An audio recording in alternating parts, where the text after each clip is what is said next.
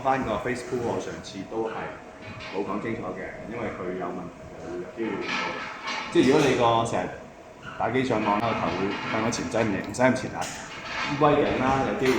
個肩胛，因為如果你個上下斜方或者中斜方弱咧，咁個成個肩胛會飛咗出嚟㗎。咁做得多啲 Facebook 就可以改善翻。咁上次我做啦，咁今次由 coach 住啊明哥去做，